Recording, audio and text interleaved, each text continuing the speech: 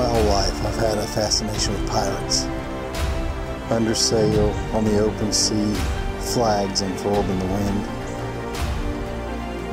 History is steeped with accounts of pirate exploits, and for them, adventure often led to treasure.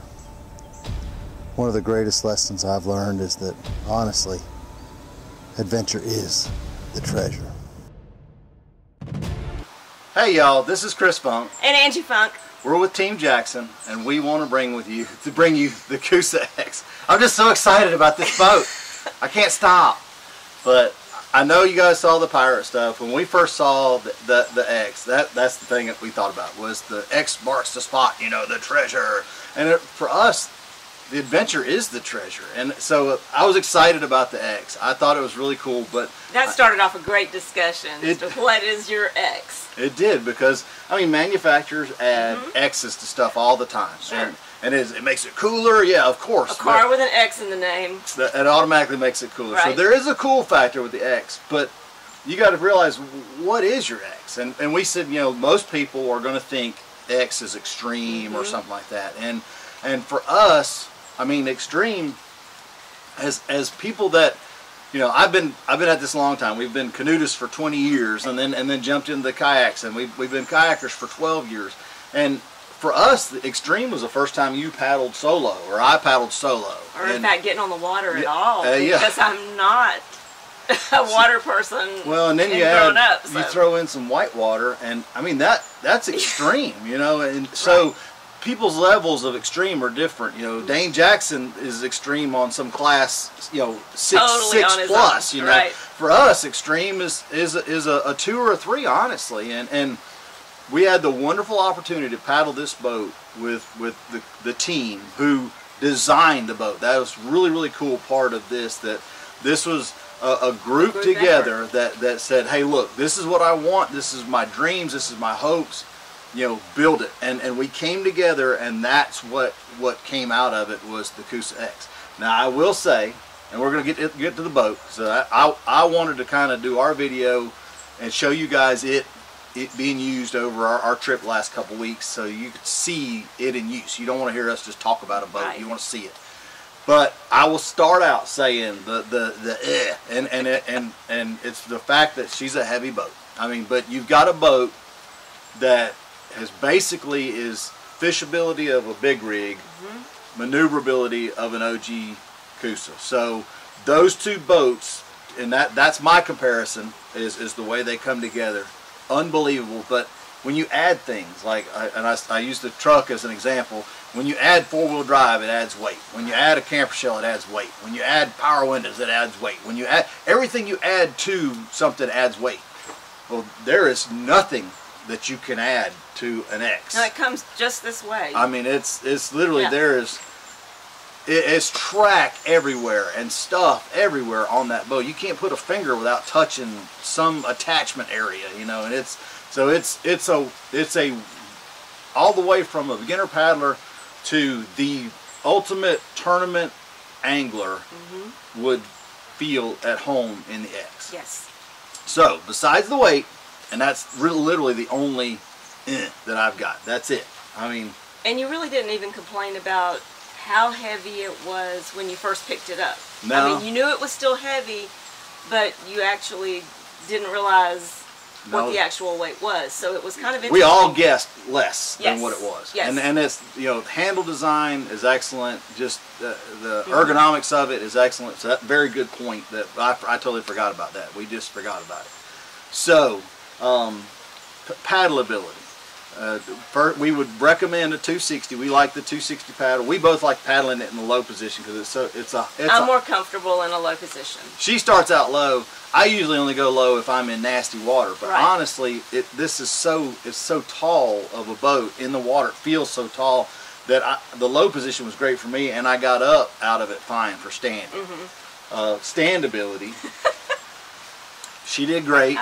I mean, it's kind of proud. Yeah, and being able to step in and out of a boat, plus we changed over boats. We did, and then all the tunability of seat and all. You did that. I've loved doing that, because when we had the group down here, you know, one person would be in it. Well, I'm quite frankly a lot shorter than most people that we hang out with, so it was a big shift to have to change for me to be able to paddle it. But even yesterday, I was actually doing shifts while I was in the boat, on the water, adjusting foot pegs, actually adjusting the seat itself, the trim of the seat. So that was pretty interesting to be able to do that. And for me, the only time that I would, I will trim forward if the wind's bad and I want to get the nose down.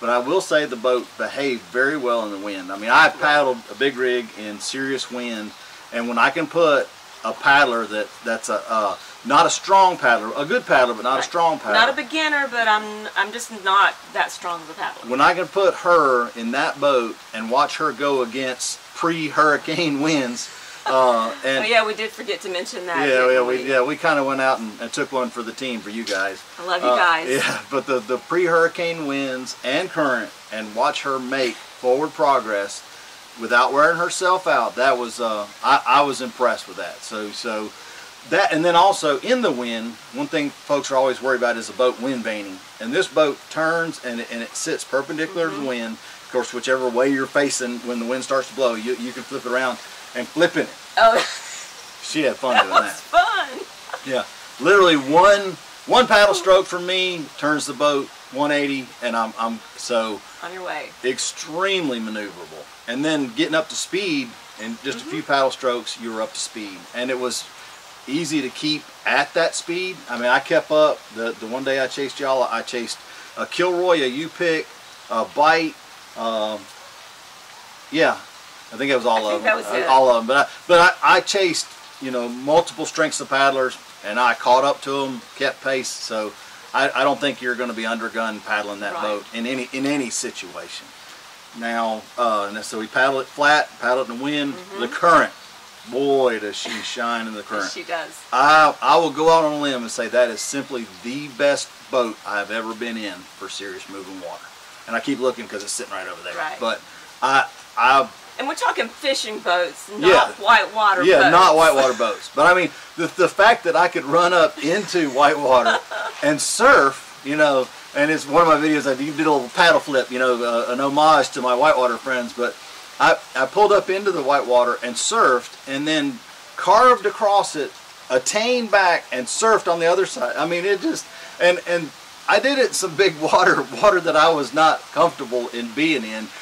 And then ran back up and did it again just because we needed the camera shots for the other video. So, I mean, but the safety part of that is don't let the boat get you into trouble. Of course, always be aware of your situations. And what I did was actually had my gear in the rod tubes, had it secured in the rod holders in the back, had my Yak Attack crate strapped down really good, so everything was secured.